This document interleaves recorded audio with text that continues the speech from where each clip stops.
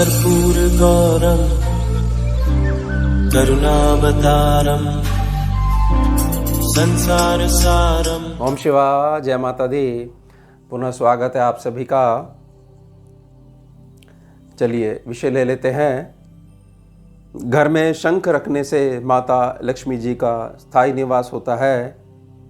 शंखनाद करने से कुबेर के समान धन मिलेगा। 5 पॉइंट्स हैं। 5 पॉइंट्स में आपको सभी कुछ क्लियर हो जाएगा कि क्या विषय है। सभी को रखना चाहिए शंख।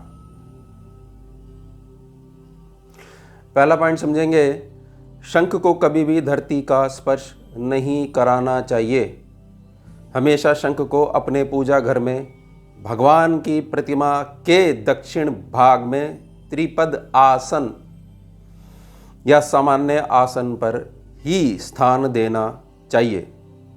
एक तांबे या पीतल की प्लेट पर हल्दी से पीले किए गए अक्षत चावल साबुत खुशबूदार के आसन पर भी आप शंख को स्थान दे सकते हैं।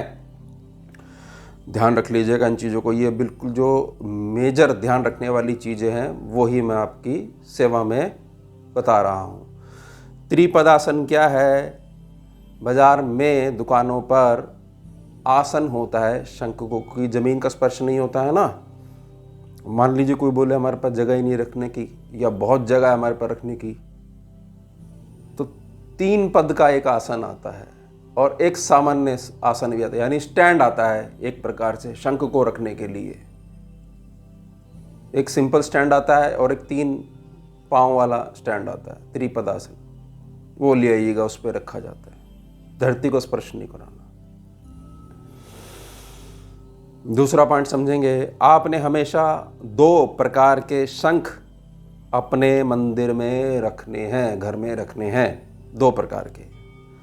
पहला दक्षिणी शंख और दूसरा उत्तरी शंख।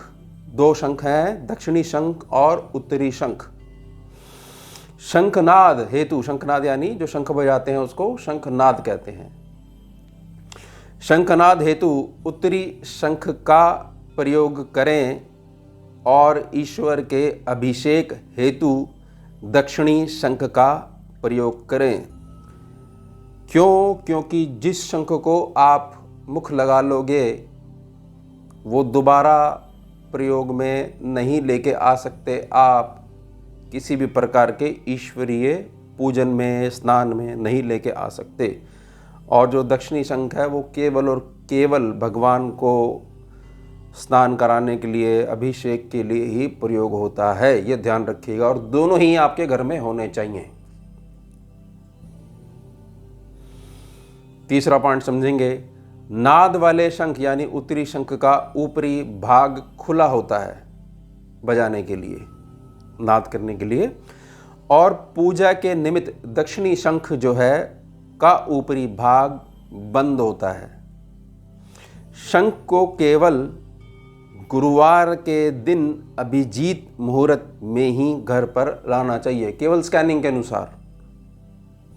लाते ही जैसे लेके आओगे आप, खुशबू वाले कच्चे अक्षत के बर्तन में, ड्रम है चावलों का आपका, खुशबू वाले चावल हैं, बर्तन में ढककर, यानी आपने डाल दिया और ऊपर से चावल ढक दिया, अब चावल के अंदर चला गया शंख आपका। 3 दिनों तक रख देना चाहिए। सबसे पहला काम दोनों के लिए, उत्तरी शंख के लिए भी और दक्षिणी शंख के लिए भी। चौथा पॉइंट समझेंगे, इसके पश्चात 3 दिन के बाद उसको निकालिए।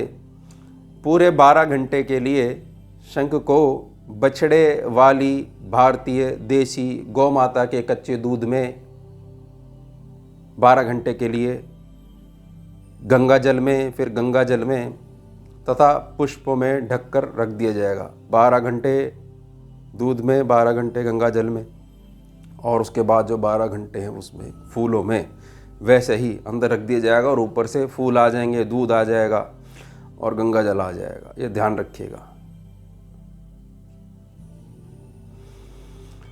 उत्तरी शंख को, यानी जो शंखनाद वाला जो शंख है, कभी भी झूठा नहीं रखना चाहिए।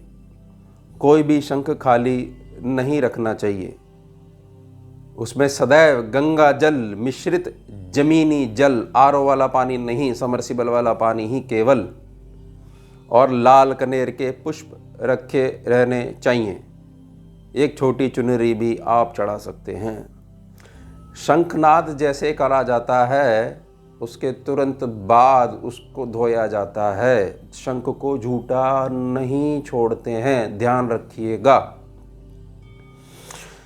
अंतिम पॉइंट है, 5वां पॉइंट है, भगवान श्री सूर्य नारायण पर शंख के माध्यम से अर्घ नहीं दिया जाता है। शिवलिंग पर भी शंख के माध्यम से जल या द्रव्य अर्पण नहीं किया जाता है। शिव आरती में शंख बजता है, लेकिन शंख के माध्यम से द्रव्य या जल नहीं चढ़ाते हैं, ध्यान रखिएगा। और ना ही सूर्यदेव को जल अर्पण किया जाता है, अर्घ नहीं दिया जाता है। शंखनाद हमेशा प्रातः एवं संध्या पूजन की अवधि जो होती है के मध्य खड़े होकर ही किया जाना चाहिए। खड़े हो जाना चाहिए, शंखनाद हो तो अलर्ट हो जाना चाहिए।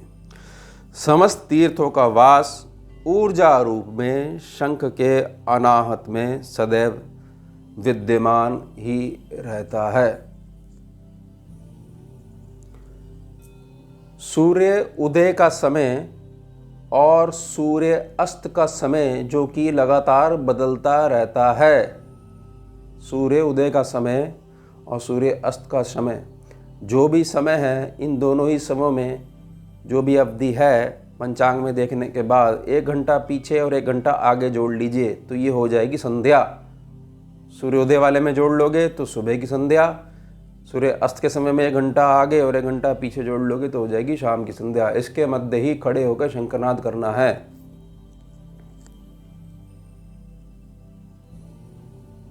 निजी अनुभव पे प्रार्थना कर रहा हूँ कि केवल सात्विक आहार ही ग्रहण करना चाहिए जिन्होंने शंखनाद करना है। ऐसा नहीं है कि कुछ मर्जी खाते रहो और शंखनाद करते रहो, यह ठीक नहीं है। धर्म की दृष्टि से पहले धर्म क्लियर होना चाहिए। तो ये था हमारा विषय। घर में शंख रखने से माता लक्ष्मी जी का स्थायी निवास होता है, शंखनाद करने से कुबेर समान धन मिलेगा। अब मिलते हैं आपसे अगले भाग में नए विषय के साथ। जुड़िए और जोड़िए। हम शिवा, जय माता। सारम भुजगेन्द्रहारम कर्पूर गौरम करुणावतारम